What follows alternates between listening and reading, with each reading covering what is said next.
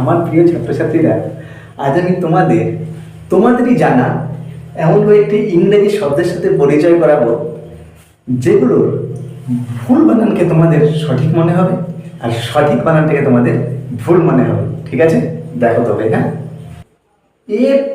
FATHER, father. Father মানে কি? বাবা, তাই তো? এখানে কি লেখা হলো?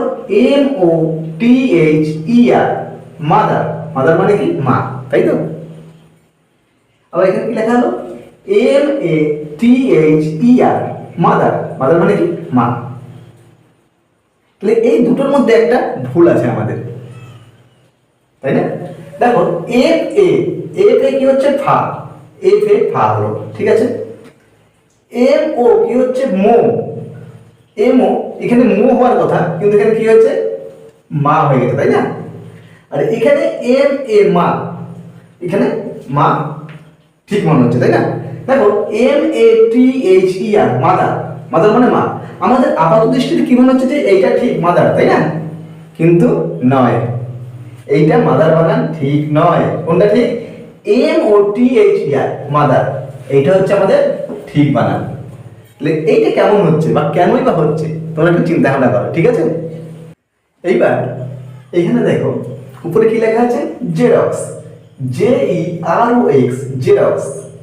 আর XEROX, জেরক্স। দুটোই জেরক্স, কিন্তু ঠিক কোনটা?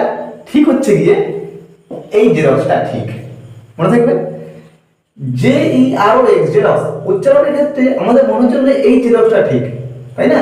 কিন্তু জেরক্সের দোকানের সামনে তোমরা কি দেখবে? যে এই জেরক্সটা লেখা আছে, এই জেরক্সটা কিন্তু লেখা নেই, ঠিক আছে? এবার দেখো একটা নাম, বিবেকানন্দ। বিবেকানন্দ, BIBEKANND, বিবেকানন্দ। আর VIBEKANND, বিবেকানন্দ। এটা উচ্চারণটা বিবেকানন্দ হচ্ছে, তাই না? আর এটা উচ্চারণটা বিবেকানন্দ হচ্ছে, তাই না? কিন্তু এই বিবেকানন্দটাকে আমাদের বিবেকানন্দ বলতে হবে, মনে থাকবে। এটাই আমাদের বিবেকানন্দ ঠিক, এটা কিন্তু ভুল। এই বিবেকানন্দটা বানান ভুল, মনে থাকবে। এইবার দেখো যোগী। কি? যোগী একজনের নাম, তাই তো? এই যোগী নামটা তোমাদের কি মনে হচ্ছে? যে JOGI, JOGI, যোগী। এটা ঠিক, তাই না? কিন্তু এইটা ঠিক নয়।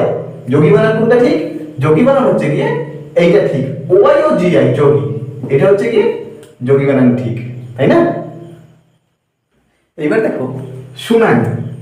সুনামি ব্যাপারটা কি আমি তোমাদের একটু বলে দিচ্ছি। সমুদ্রের তলদেশে বা সমুদ্রের অনেক গভীরে যখন প্রচন্ড ভূমিকম্প হয়, তখন কি হয়? সমুদ্রের জলরাশি তীরবর্তী এলাকায় মানে স্থলভাগে চলে আসে। সমুদ্রের প্রচন্ড ঢেউ, ঠিক আছে, তীরবর্তী এলাকায় এসে কি করে? চাষের জমি, ঘরবাড়ি, গাছপালা, পশু পাখি সকলের প্রচুর ক্ষতি করে। সেই জলের ঢেউ আবার চলে যায়। তোমরা এটাকে কি বলতে পারো? যে হঠাৎ করে যদি বন্যা চলে আসে, বুঝলে? হঠাৎ করে যখন বন্যা চলে আসবে, বন্যা তো অনেকদিন থাকে, তাই না? বন্যার জল যখন আসে আমাদের ক্ষেত্রে 10 দিন, 12 দিন, 15 দিন থাকে। কিন্তু এই সুনামিটা কি হচ্ছে? হঠাৎ করে বন্যা চলে আসবে, মানে সমুদ্রের ঢেউ প্রচুর পরিমাণে হঠাৎ করে চলে আসবে এবং হঠাৎ করে সমস্ত ধূলিসাৎ করে নিয়ে চলে যাবে। বুঝতে পারলে? এই হচ্ছে সুনামি। খুব ক্ষয়ক্ষতি হয় মানুষের। দেখো এটা সম্বন্ধে একটু তোমায় বলে দিই যে সুনামির ক্ষেত্রে স্পেলিংটা কোনটা ঠিক হচ্ছে। SUNAMI, tsunami. আর TSUNAMI, এটা তোমাদের মনে হচ্ছে টি সুনামি। এখানে দেখো SU না MI, সুনামি। এটা তোমাদের কি মনে হচ্ছে? ঠিক, তাই না? এটা তোমাদের ঠিক মনে হচ্ছে সুনামি। আর এটা দেখো TSUNAMI, টি সুনামি লাগছে, তাই না? কিন্তু টি সুনামিটাই হচ্ছে গিয়ে সুনামি স্পেলিং অরিজিনাল ঠিক, মনে থাকবে।